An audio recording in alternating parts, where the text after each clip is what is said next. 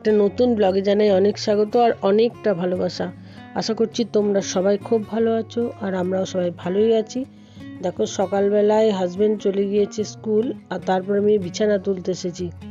আর শীতকালের বিছানা তোলা মানে তো জানোই একটা যুদ্ধ, মানে রীতিমতো। আর আমাদের বিছানাতে এমনিতেই না মানে বালিশ, তারপরে পাশ বালিশ এগুলোর সংখ্যা বেশি, তো সেই জন্য আরও বেশি হয়ে যায়। এই কাঁথাটা নতুন কাঁথা, এটা আমি করেছি কিছুদিন আগে। আর এই যে শাড়িটা, মানে যে কাঁথার যে কভারটা, সেই শাড়িটা হচ্ছে আমার ভাত কাপড়ের শাড়ি।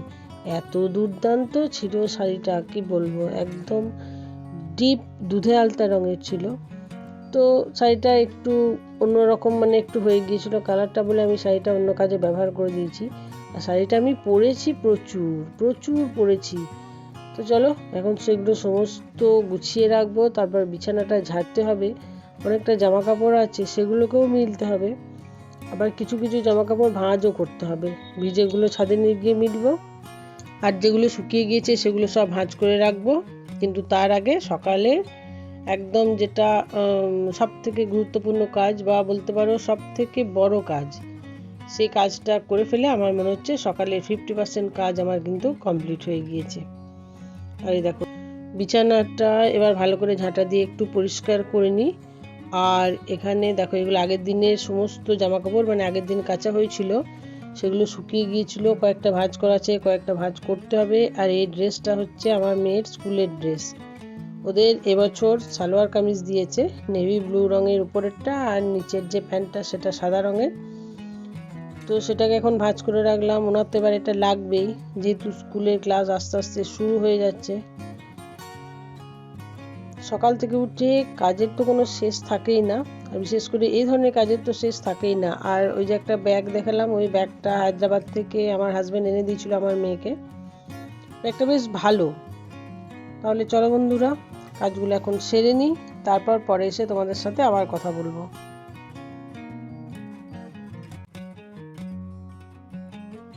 বন্ধুরা, আর একটা নতুন ভিডিওতে জানাই অনেক স্বাগত, অনেক ভালোবাসা। আশা করছি তোমরা সবাই খুব ভালো আছো, আর আমরাও তো বাড়িতে সবাই ভালোই আছি। মেয়ে গিয়েছে পিসির বাড়ি, এখনও পিসির বাড়ি থেকে ফেরেনি। আসলে দুদিন বেড়ানোর ইচ্ছা হয়েছে, সেজন্য চলে গেছে পিসির বাড়ি। আর হাজব্যান্ড গিয়েছিল স্কুল থেকে ফিরে এসে একটু সিউড়ি গিয়েছে।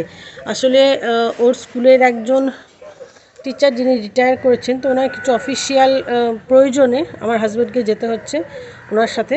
তো ঠিক আছে, মানুষের উপকার করুক। যদি কিছু বলা হয় তাহলে বলবে যে এরকম দিন তো আমারও আসবে, তখন আমারও কাউকে প্রয়োজন হবে, তখন ঈশ্বর কাউকে না কাউকে আমার জন্য পাঠিয়ে দেবে। তো প্রত্যেকের বিচার বিবেচনা আলাদা আলাদা, কিছু করার নেই। আর উপকার করতে হয় মানুষের, এটা ঠিক। তার বদলে ঈশ্বর আমাকে কি দিল সেটা কোনো বড় কথা নয়, জাস্ট উপকার করতে হয়। আর নিচে তো রান্না বসিয়ে দিয়েছি, নিচে রান্না হচ্ছে, সেটা তোমাদের সাথে শেয়ার অবশ্যই করব। আর সকালবেলাতে উঠে একটু মাথাটা ব্যথা করছিল, যে কোনো কারণে আজকে একটু মাথাতে তেল নিয়েছি, জলও ঢেলেছি মাথাতে, এক মগ জল ঢেলেছি।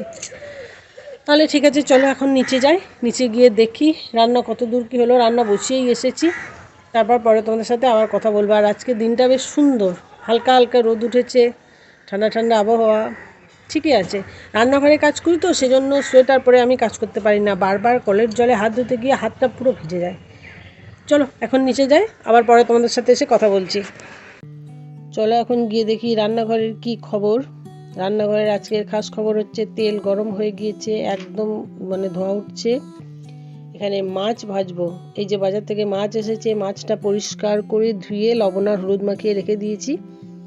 কিছুটা মাছ ভাজবো আর কিছুটা মাছ টক করব। আর এখানে হয়েছে মুসুরির ডাল, একদম পাতলা করে, ওই লঙ্কা জিরে আর কাঁচা পেঁয়াজ ফোড়ন দিয়ে। আর এখানে হচ্ছে গিমের শাক ভাজা। এই গিমের শাকটা একটু তেতো শাক হয়, কিন্তু খেতে খুবই টেস্টি হয়। তো এটাকে পেঁয়াজ দিয়ে, আলু দিয়ে আর শুকনো লঙ্কা ফোড়ন দিয়ে ভেজেছি। মানে এইটা দিয়ে অর্ধেক ভাত খাওয়া হয়ে যাবে, এত টেস্টফুল হয় শাকটা। আর এখানে ভাত হয়েছে, আজ প্রেসার কুকারে ভাত হয়েছে, আজকে বাইরে উনুনে রান্না করিনি। আর এদিকে দেখো এখানে হচ্ছে আলু পোস্ত, এটা আগেই হয়ে গিয়েছে। আর এখানে সবজির খোসা আছে, সেগুলো উপরে ছাদে নিয়ে যাব।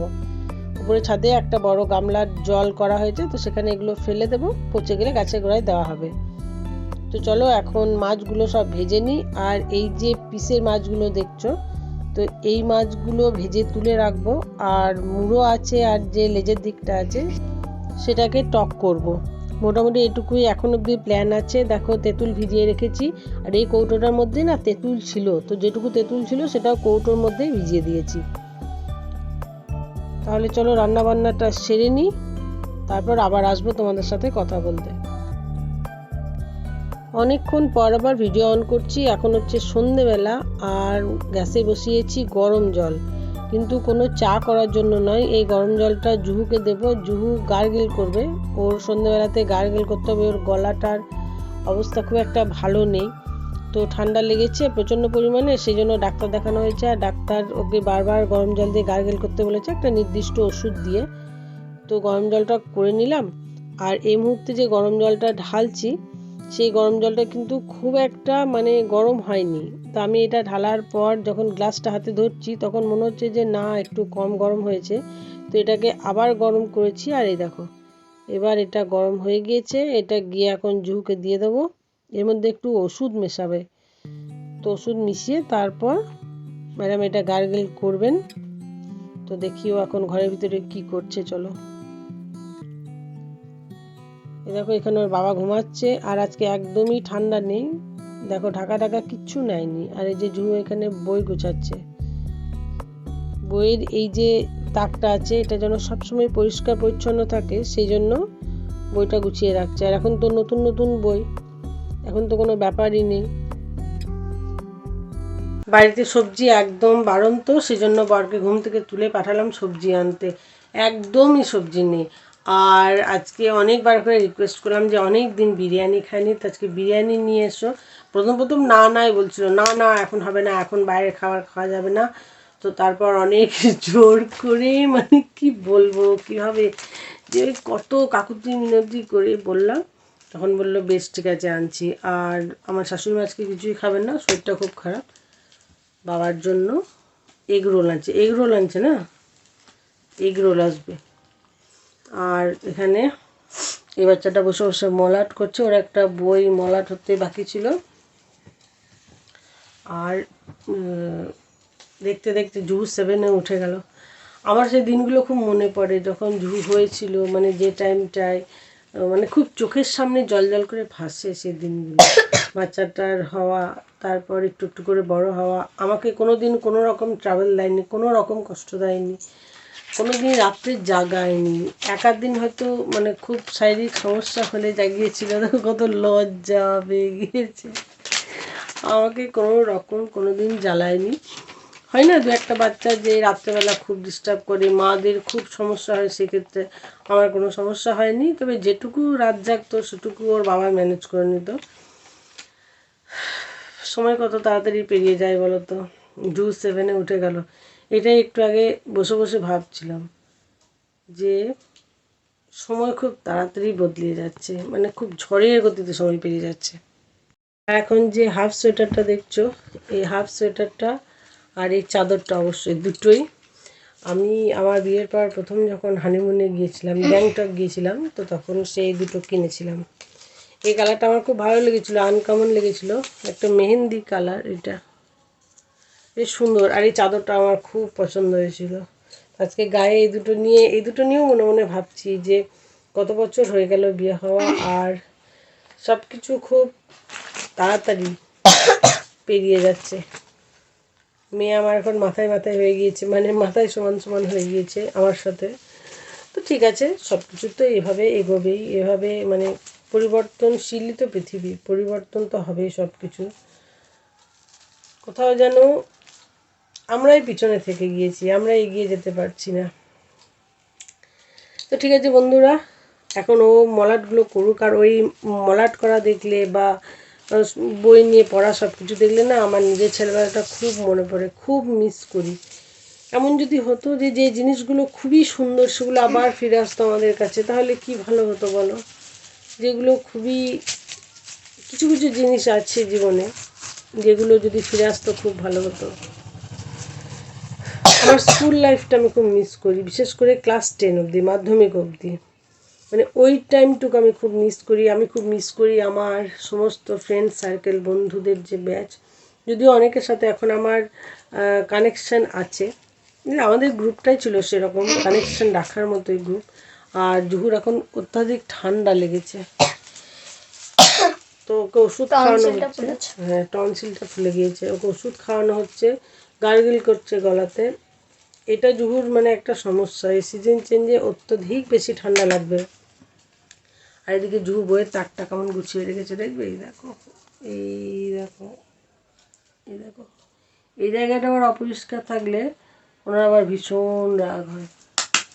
পড়তেই ভালো লাগে না কোনো একটা জায়গা অপরিষ্কার থাকলে, পড়তেই ভালো লাগে না কোনো একটা জায়গা অপরিষ্কার থাকলে। তো চলো এখন দেখি আমাদের বিরিয়ানি কখন আসবে, কী সবজির বাজার আসছে সেটাও দেখতে হবে। যদি বিরিয়ানি আসে বাড়ি অবধি তাহলে তোমাদের সাথে শেয়ার করব, অবশ্যই শেয়ার করব। এখনকার মতো টাটা, আবার পরে কথা বলবো তোমাদের সাথে। এখানে দেখো সবজির বাজার চলে এসেছে, মানে সবজি বাড়ন্ত বলেছিলাম বলে বাজারে যা ছিল সব নিয়ে চলে এসেছে। তো চলো এগুলোকে এখন ঢেলে তারপর সাজিয়ে গুছিয়ে তোমাদেরকে দেখায় যে কী কী সবজি আনা হয়েছে এর মধ্যে। দেখো বন্ধুরা, সমস্ত সবজিগুলো সাজিয়ে নিয়েছি, সবুজ সবজি বেশি এখানে আমি যা দেখছি। চলো একটু দেখাই তোমাদের। এখানে এনেছে শিম, যেটা আমার খুবই প্রিয়।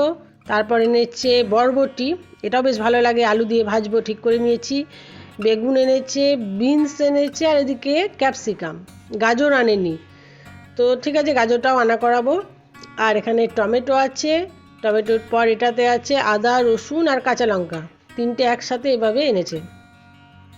আর এদিকে দেখো আমার প্রিয় মটরশুঁটি এনেছে, আর এই মটরশুঁটিগুলো না বেশ টেস্টি, মিষ্টি মিষ্টি। এখানে পেঁয়াজ আছে, আর এখানে দুটো কপি আছে, একটা ফুলকপি আর একটা বাঁধাকপি। আর এদিকে দেখো এখানে আলু আছে। ঠিক আছে, তো এই হলো সবজির বাজার মাস্টারমশাইয়ের। ঠিকই আছে, প্রচুর সবজি এনেছে। আর এখন দেখো খাবার সময় এখানে বিরিয়ানি নিয়ে নেওয়া হয়েছে, আমার একটা আর আমার হাজব্যান্ডের একটা, আর মেয়ের কিন্তু খাওয়া হয়ে গেছে।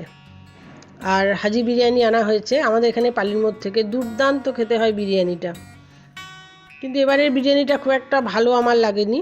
তো যাই হোক, সেটা সামনাসামনি গিয়ে বলবো। এখন আপাতত খাওয়া দাওয়াটা শেষ করে নিই। বন্ধুরা, আজকে হলো নেক্সট ডে। কালকে রাত্রে যখন ডিনার করি, মানে ডিনারটা শেষ করি, তখন বাজছিল প্রায় 11:30।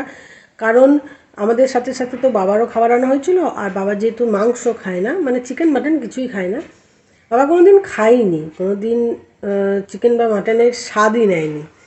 তো সেক্ষেত্রে আমরা যখন খেতে বসবো তখন তো বাবাও খেতে বসবে। এবার কোনো মানুষ যখন কোনো জিনিস খায় না তখন তার সামনে সেটা খেলে তার একটা অরুচি হতেই পারে, ঘেন্না ঘেন্না লাগতে পারে। তো সেক্ষেত্রে তার খাবারটা খেতে অসুবিধা হবে। সেজন্য আমরা ঠিক করলাম কি, যে বাবার খাওয়া হয়ে যাক, তারপর আমরা খাবো। তাই মানে আমরা যখন খেয়ে উঠি তখন অনেকটাই দেরি হয়ে গিয়েছিল, বাবার খাওয়া শেষ হলো, তারপর আমরা খাওয়া দাওয়া করলাম, তখন রাত্রি 11:30 বাজে। আর তখন ভিডিও এন্ড করব, মানে নতুন করে কোনো ভিডিও শ্যুট করব তার এনার্জিও ছিল না, আর সবাই ঘুমিয়ে পড়ে বলে সেটা করিও নি। তাই আজকে ভিডিওটা শেষ করতে এলাম। কালকে দিনটা বেশ ঠিকঠাকই ছিল, কিন্তু কালকে বিরিয়ানিটা একদম ঠিক ছিল না, মানে অতিরিক্ত ঝাল ছিল, অতিরিক্ত লবণ ছিল, জানি না কেন বিরিয়ানি এরকম হয় না। যেখান থেকে বিরিয়ানি এনেছিল আর কি আমার হাজব্যান্ড, সেখানে বিরিয়ানি এরকম হয় না, খুব সুন্দর বিরিয়ানি হয় সেখানে। অনেকদিন পর বিরিয়ানিটা শান্তি করে খেতে পেলাম না, এটুকুই বলতে পারি। তো ঠিক আছে, কম বেশি কখনো সখনো এরকম হতেই পারে। তো চলো আজকের মতো ভিডিওটা, মানে কালকের ভিডিওটা আজকে এখানেই শেষ করছি। যদি ভালো লাগে লাইক কমেন্ট শেয়ার করো, সাবস্ক্রাইব করো। দেখা হবে তোমাদের সাথে আবার নতুন একটা ভিডিওতে। ততক্ষণের জন্য সবাইকে টাটা।